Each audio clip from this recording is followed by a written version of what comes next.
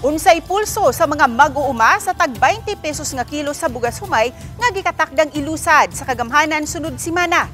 Kini ang gisusi ni Alan Domingo sa mga mag-uuma sa Bukirang Barangay sa Kambinukot ning Dakbayan sa Sugbo. Sayra nato pinaagi ni ining report. Alan? Sas gihangop sa mga kaigsuonang mag-uuma sa Mountain Barangay sa Cebu City ang 20 pesos nga presyo sa matag kilo sa bugas humay apan nang hinaot sab sila nga unta sila mismo makapahimos niini. Nabtanan mo si Josefa Saga nga nag-ukab siyang kaldero aron sukaron ang gilutong kanon alang sa ilang paniudto. Samtang iyang banan naglungag usab og kamuting kahoy o balanghoy sa gawas ilang balay kay gitagana kun adunay makahapit sa ilang bahay nga bisita. Timing kaayo kay sa among pag-abot natambalan ang kagutom kay layo-layo man ang ilang dapit nga among giadto. Ang pagtikad sa kumayan ang main source sa panginabuhian apan igo-igo lang ang ilang abot kaniadto apan karon magkuwang na tungod sa kataas sa gasto sa abono, chemicals og suhol pa sa mga tao nga motikad sa ilang yuta. Bisan og sila ang tinubdan sa bugas apan sa likwaot nga mamalit sila og bugas sa mas mahal nga presyo kay ang ilang abot sa humayan dili man mapaigo hangtod sa sunod nilang ting-ani. Sa 20 pesos nga presyo sa kilo sa bugas, managlahi ang pulso ni Josefa. Og napami daghan ta tong humay mura sa tag masagmuyo unta ana sir nga mao na tag 20 na lang kay mahal gud kayo ang gasto. Dako kayo nya tag 20 ra so samot di ta lugi na kay ta.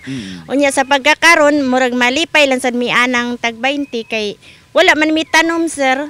So mo palit mi barato ra tag 20 okay kaayo sir. Kini ako nahimutangan pipila lang ni Luna nga gitikad isip basakan diri sa Bukirang Barangay sa Kambinukot, Dakbayan, Sugbo sa pagkaron wa pa nila tikara tungod kay wa pa man masinati ang uwan. Ang kakuwangan sa pamugas ni Josefa og sa iya masilingang mag-uuma, parisan og panud-an pinaagi sa pagpangisda nga anaraw sab sa kilid silang basakan din magkuha sa pagpanglaya ug pagpamaling ang nagkadiang isda sama sa tilapia ug pantat. Libre na. Si Cristina Cueva miuban sa pagpangisda aron iswa sa paniudto. Matud niya nga kung way bugas pwede usab ang kamuting kahoy. Nangindahay siya nga makabenepisyo ug apil sa baratong bugas sa gobyerno. Kumusta man atong pamugas ron? Na, medyo lisod gud sir, mahal king bugas. Unya 20 pesos naman lang ng kilo sunod simana. Kana sir kung tinuod ka nindot gid kahana sir. Kani sir, makatambal lagi nis kagutom. Gikabalakan nga mawagtang nasingpit ang kahumayan sa dapit kay mahal na ang mga palaliton nga gamit sa panguma.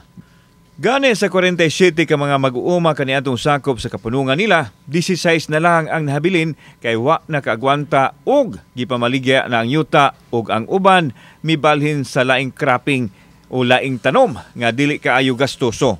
Ang among hangyo sa presidente nga unta tabangan niya ang mga mag-uuma sa manamo nga makadawat unta mi anang mga kanang mga ayuda gikan sa gobyerno.